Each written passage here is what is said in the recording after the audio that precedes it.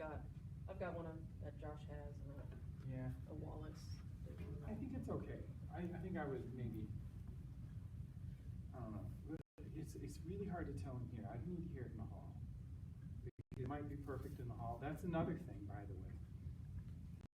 Something that sounds great in the practice room might not sound great in a concert hall. So you have to be ready and willing and able to adjust when the time comes. I've had that happen a few times where I was like, oh, this is going to be perfect. It sounds amazing. And then I get on stage and it's like, whoa, this does not work. And I've got to change it immediately. I remember I had a performance where I thought it was going to be perfect on G trumpet. So this was actually an instrument. I'm like, oh, this is great. It's so easy. Sat down, first rehearsal, couldn't play anything in tune with anyone, and had nothing to do with where the slides were. I'm like, oh no. So I had to very quickly shift to a different instrument. But that's part of the gig. I've had it with mutes too, where it's like, I think it sounds great in my office, it just doesn't sound good in the hall. So I don't know for sure, but I think that's something with a little more buzz to it would be nice. Can we go ahead to you open up at a certain point, so it's not quite right after there. Right. Yeah, it's kind of like a cadenza-like stuff. Yeah, let's hear some of it.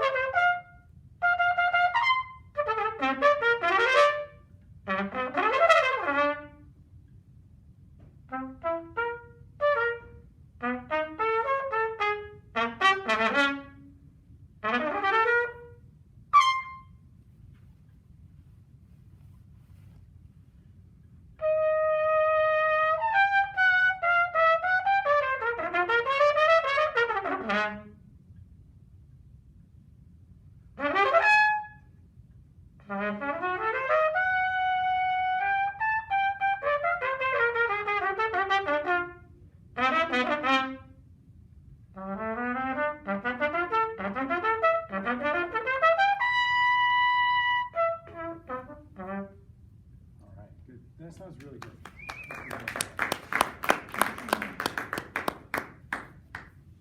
Stuff like this is tough where you're jumping around and you got to pick out all the right pitches. One of the things that when I'm first learning a piece like this, I'm going to switch places with you, sorry. So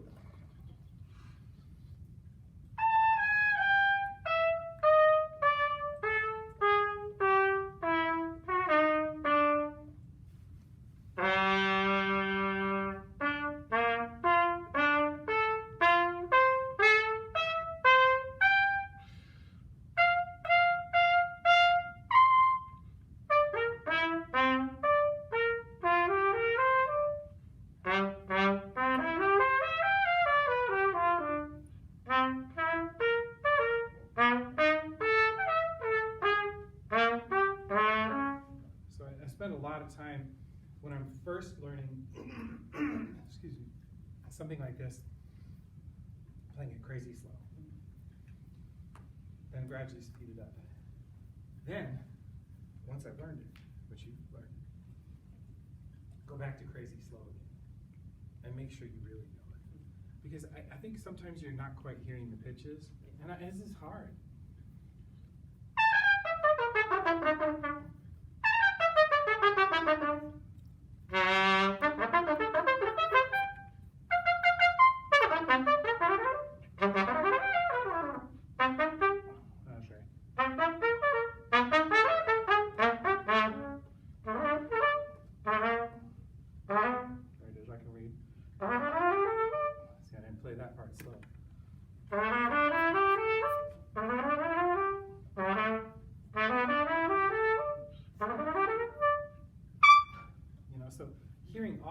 Stuff that if you do it really slow, it makes it just a lot easier to pick out all the right notes.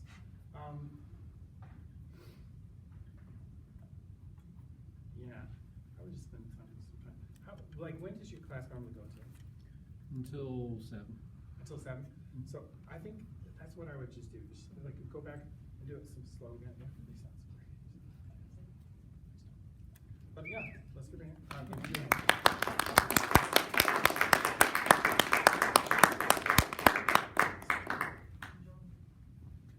Who's that? Okay. It's a crazy piece. Yeah, I played it on one of my recitals at Shaw State, but it's been a few years. It's fun. Maybe 10 years. Oh, I love it. Yeah, you have to have a game pianist. Oh yeah. And which piece? I'm playing the Floor Peters trumpet Oh. sample. Would you play a few notes?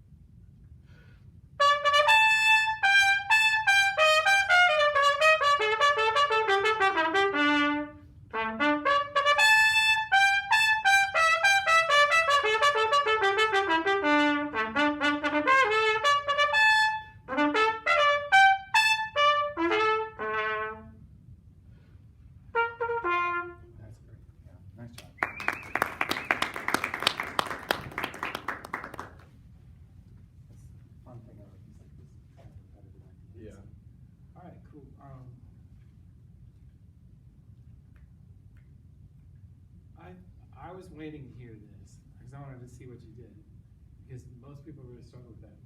Slowing it down like that is interesting because it's pretty effective actually. Because why not? Right? We talked about that in his lesson today. What's that? We talked about that in his lesson today. I was like, we'll see what Dr. Hunsicker has to say about this. Why not? You're a musician. You can do whatever you want. It doesn't say not to. And the piano part, they just have like a. Yeah.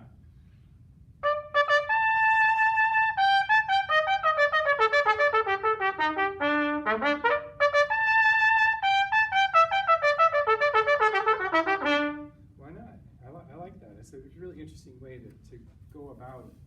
But I think if you're going to play it in time, the solution is kind of similar to what you're doing. So what you did when you got there is that you started playing longer because you were playing longer notes, right? When I'm playing this faster, I'm still thinking I want to play really long notes.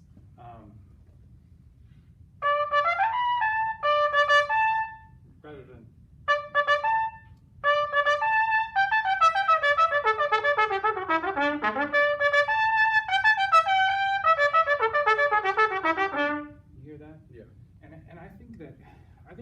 actually help some of the stuff at the beginning a little bit too. I only play short if like I get begged by a conductor to do it. I really try to avoid playing short notes at all. I'll play notes that sound like they're short, but I never play actual short notes. Because I feel like that gets in the way of the music. It gets in the way of the line too much. Unless it says secco and it's Stravinsky and it says secco, then those are actually like short notes. But generally speaking, we can get away with it a little bit longer. If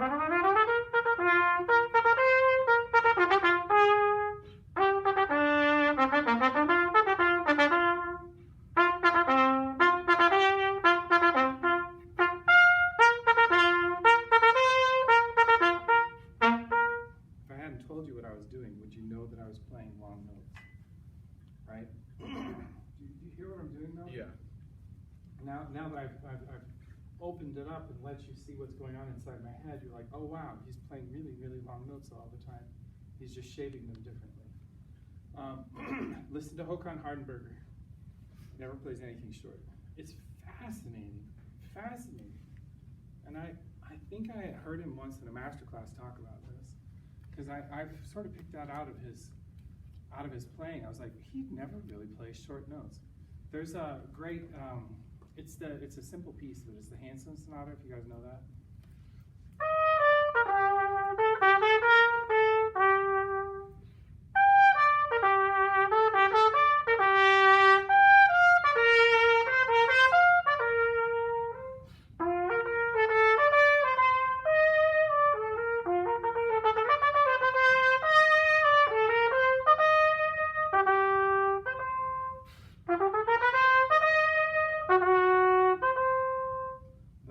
There's a breath, he's keeping the sound going the whole time, and I was like, I'm going to steal that because that's amazing. It makes it a lot easier to play too. But there's just this idea of this insistent, I'm just going to make sound always. I think that'll help you with this. So instead of like super slow-mo, avoiding that,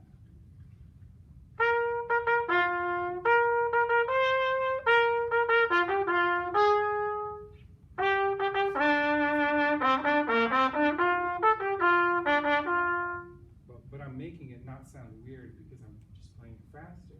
When you play that same way, but you speed it up.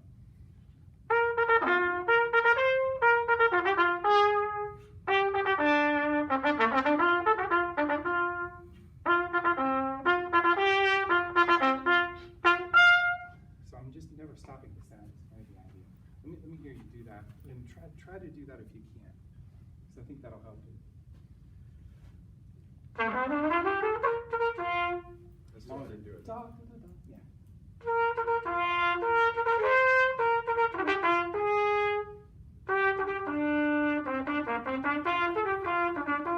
Good, you're about this. A little faster though. You're here.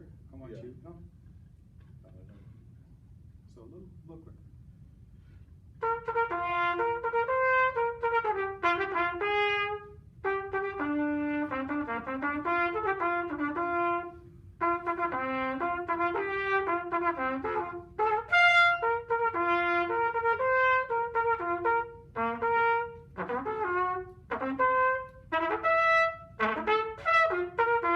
And that'll really, in this concept, will, I know there's rests there.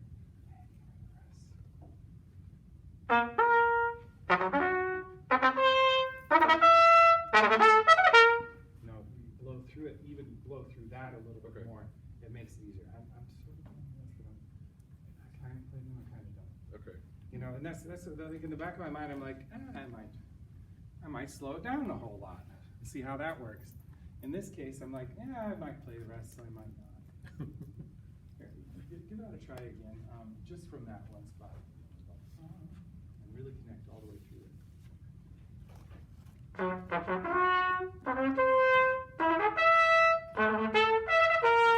Yeah, isn't that better? That was a lot better. Yeah, and it's easier, right? Yeah. That's why we do it. It's because it increases your batting average. I will make a switch, to a different horn if it gets me from 98% up to 100%. You know, so there are certain excerpts that it's like, what's that one? A second.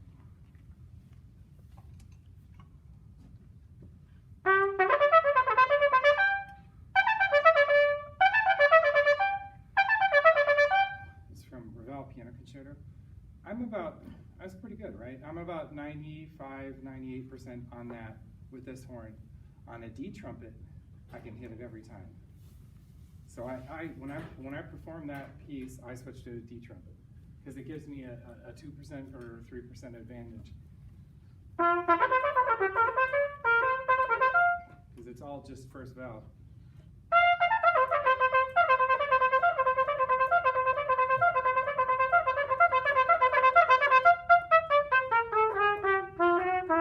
Something like that. I forgot about the A5 there. But it's like, it's just.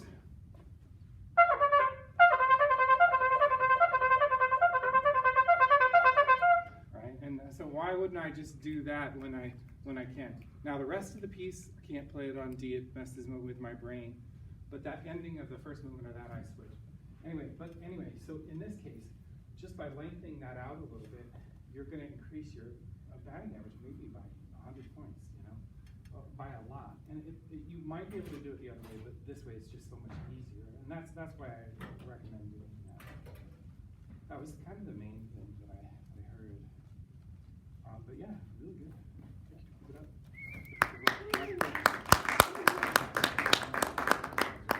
I could bring things in relatively on time if I did. But I do want to, you guys have any other questions? You want to learn about Steven's trumpet tricks? Or, They should all have prepared a question. I do. What? Yeah. So I'm in the orchestra, Okay. and we are doing Stravinsky's Firebird. Oh, yeah. Short. Well, certain parts of it short. Yes, But like, and I'm,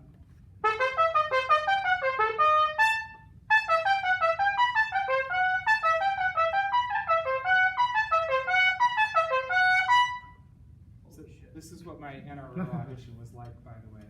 I was just like, what do you want to hear? And so I would play it. I've got about 50 excerpts memorized, something like that. I literally wrote the book on it. So here's an interesting story. So my dissertation was on orchestral excerpts and the process of orchestral auditions, which is an insane thing to do a dissertation on because it's really long. But anyway. So my idea was I wanted to put together a book of excerpts and then the descriptions of those excerpts. Does this sound familiar to anybody? So one of the people that I interviewed in this process and who I told what I was planning to do with it was Michael Sachs. So he stole my idea. Now I will tell you this much, he did it about 100 times better than I would have. So I'm really, if I pushed him into doing that, I'm glad I did. But he definitely stole my idea, because there's no way he was thinking about that before that book. If you look at the publication date of my dissertation and the publication date of his book, you'll see. I did mine first. Well, Ad was playing second trumpet. He was talking about that. The second trumpet solo. The Oh. like, how would you view the best articulation for that? Do you have the music here? Yes. It's right here. If I need to make the screen brighter, I can.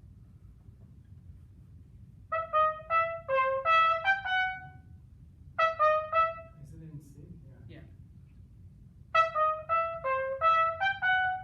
I guess I wouldn't go too short. Too short. Not too short. Yeah. Still, I wouldn't go too short. Like I said, I try to avoid it as much as possible, any kind of short notes, because I think that you end up making more mistakes that way. Okay. But if you see something, just a random eighth note and something like that, you might be a tongue cut off. Like it just depends on, you want to think about it. And if it says secco, yeah, you're cutting it off with your tongue, you have to. Mm-hmm. So Stravinsky's can be kind of tough that way. So far, I haven't seen that. The only thing I've seen is subito. Yeah, you'll see secco every now and then. Sec is like prosecco. It's like dry. It means dry, and so it's a if it says secco, they mean short. Yeah. If I don't see that though, I try to avoid playing really short. Staccato separated, it doesn't mean short. Any other questions? Yeah? Mm-hmm. So, at faster tempos, I don't have as nearly as much of experience with like 16th notes. So basically, not double tonguing, but just tonguing really fast. Yeah. Do you have any tips on how I would get better? Yes. Practice it every day. Okay, now, I practice my single tonguing every day with a metronome. And so the exercise that I do is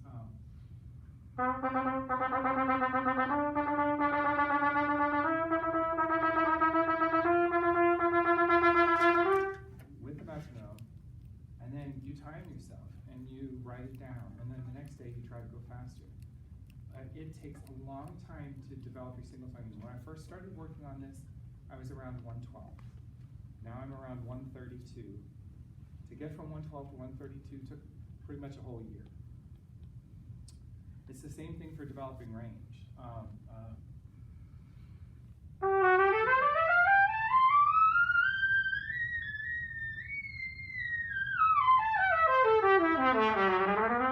So I play up to a double C, on a C trumpet, mind you, every day, and I have for a long time. Now, how did I get there? Half step at a time. So when I first started working on developing my high range, the highest note I could play was the concert D. To get to the E flat took about a month. That meant every day playing high D like 100 times a day. I mostly use that exercise. What I do is I add a lip trill on top.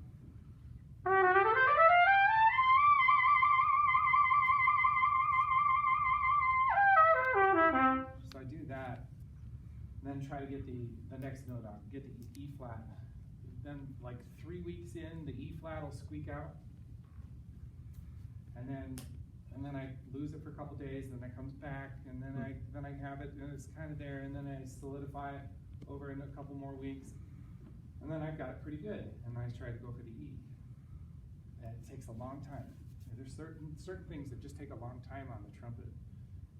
But if you think about it, if you add a half step to your range every month for an entire year, how much will you have improved your range? A full octave. Yeah, if you could go play an octave higher than what you can play right now, would you do it? Right? Now, I'm not talking about spending hours and hours a day doing this. For me, maximum 30 minutes. Maximum. That's like if I'm really, really going for trying to improve.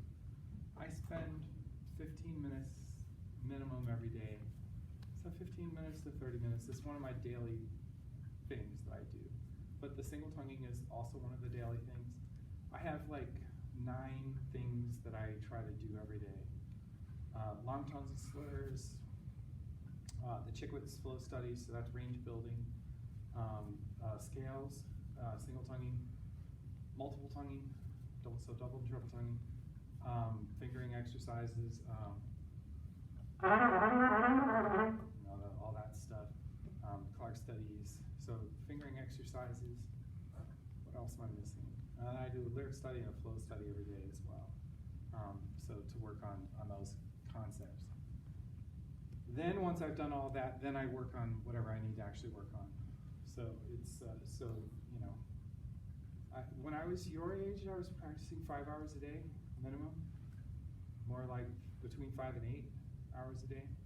And a lot of people are like, how could you possibly practice that much? And my answer was, how could you not? There's so much to do, you know? And so I probably could have been more efficient with my time. So now I'm more efficient, so I probably, by efficient, I mean when I'm playing, I don't take breaks. I just play. So I'll do like an hour and a half session, and during that hour and a half, I'm probably playing for an hour and 25 minutes. I just don't take breaks. So that's how with kids and everything else that I gotta do, I gotta kind of pack it in. But yeah, but there's certain things that you just gotta do all the time. And if I neglect practicing my single tongue for a while, it slows down. So I have to practice it. Everybody has to practice it every day. That'll help a lot. And then your double and your triple tonguing speed is predicated on your single tonguing speed. So, you know, you have to, if you want that to be fast, your single tongue needs to be fast too. So, With practicing that much, I guess, what are some suggestions for building endurance and do it right. maintaining? You know, so like, what I would do is look at what they do for like Olympic runners and stuff like that, like marathon runners. I think they don't add more than 5% to what they're doing each time. And that's a good rule of thumb. So if you're used to practicing an hour, you don't want to start practicing 5 hours. You want to practice an hour and 5 minutes. You know? And then the next time you try to go for an hour and 10. And then just bump it up by 5 minutes or 10 minutes, you know. And then I split it up over the course of the day. I like to practice 3 times a day, morning, afternoon, and evening. And so I practice before my students show up. I start teaching at 11 every day, but I'm at school practicing before then. So, and then I usually have a break in the afternoon. I practice a little bit then. And then once my kids are in bed, I practice at night. So that's my, so I'm not practicing 5 hours straight, you know. And I don't do that now. I just don't have enough time. So, but I guess some days I do. That's not always. How much are you picking first? Well, on my website they're $14.99. Here today they would be $10.99 if you wanted to get one. So, but yeah, I did bring them all if you guys want to see it. But yeah, I've got 8 different sizes for the gabber, and then for the saddles, I've got thumb gabbers too. If anybody's interested in that. You know, it's funny. I didn't even think of making the thumb gabber at first because I don't have thumb saddles anymore. That was one of the things that I did is I got custom rings to the size of my thumb, and I prefer rings to saddles. But yeah, because what I find is with the saddle, my thumb would end up like that, you know, like I would just start sliding up, and so I need the ring to keep it from sliding up. So that's why I switched. But yeah, if anybody wants to look at them, we go. Anything else? Okay, so I don't really know how to like ask this question because I don't know like about it too much, but like now you were talking about how your I guess your job would be to go be in like New York Philharmonic. Yeah.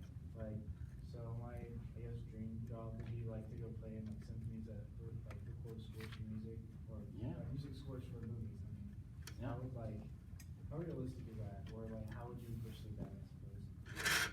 You know, it's not one that I tried to do. But so I had a student recently who's really talented, but not great. He's okay. He's very good. He's a good lead player, right? And a decent player for other things. He's a good lead player. He did drum corps and was like a soloist with Blue Devils. You know, like he's legit. He's a decent player.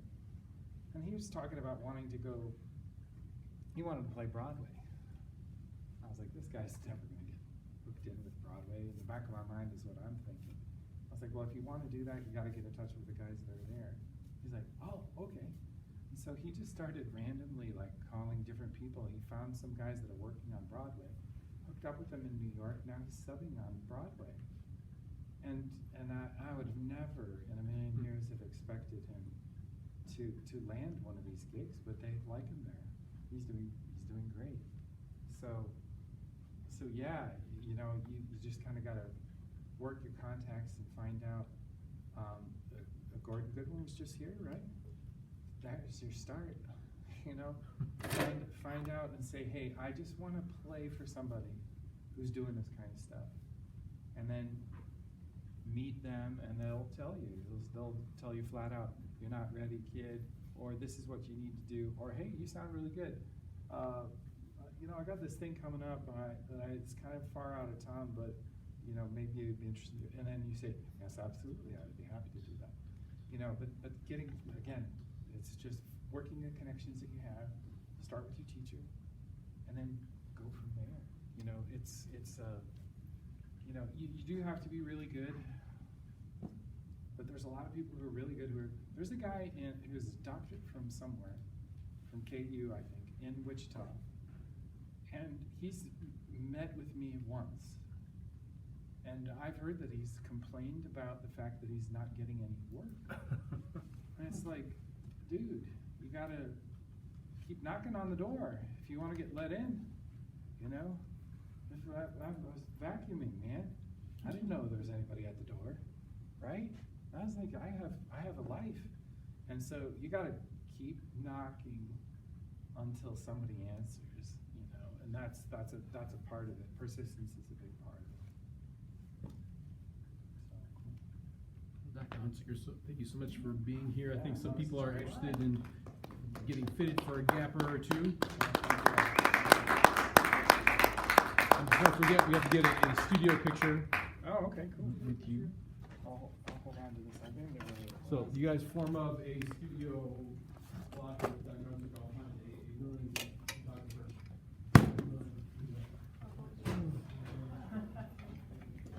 So I stand on that. You can stand on the big old podium. Would you do NRO? What's that? When did you do NRO? Was it Carl Thomas? I was there, one of their recordings. Is that right? And I'm going back this summer for the assistant production manager. Really? Oh, that's great. Oh, that's great. Get snuggle up. Yeah, Carl's. He's a funny man. His red, white, and blue player. Who's got the best phone? What else? Oh, Miguel. Trumpet. Looks like Oh, everybody yeah. else. Take it back. Hold on. Take a selfie. Maybe I should stand. I won't forget you, so Are we doing the left hand on the bell?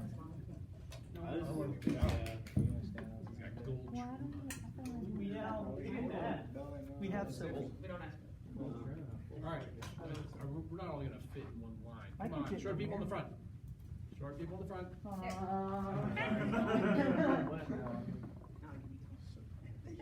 Hi We are there. really disorganized. That was good. Ready?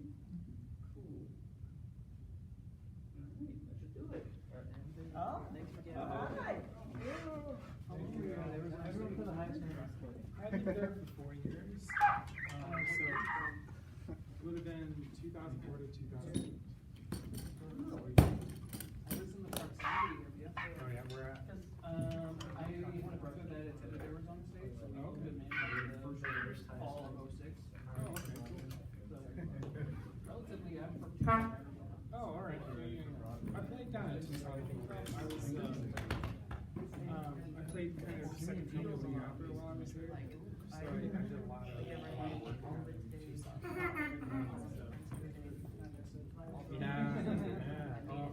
I love Southwest. I really love those two there. Who needs a gapper? I don't. I ain't got spare money right now. Pretty much everything you could do. And the weather is. Well, in the summers, I was usually not there in the summers. Well, it was a pleasure meeting you. Yeah, Thank you for your advice, especially on fire. Oh, yeah, sure. I need that. Oh, yeah, absolutely. Thank you very much. Yeah,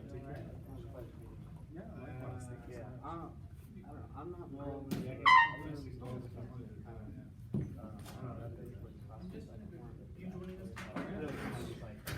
I didn't know if I could ask you or not.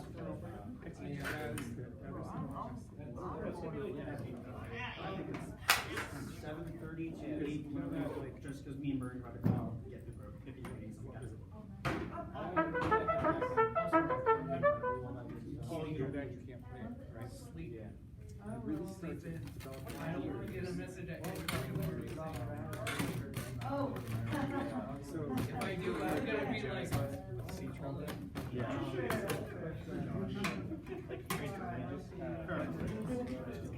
I'm about to. Who's that? It's mine now. Yeah, so like, when I start with my students is like something really basic, like a. Especially because I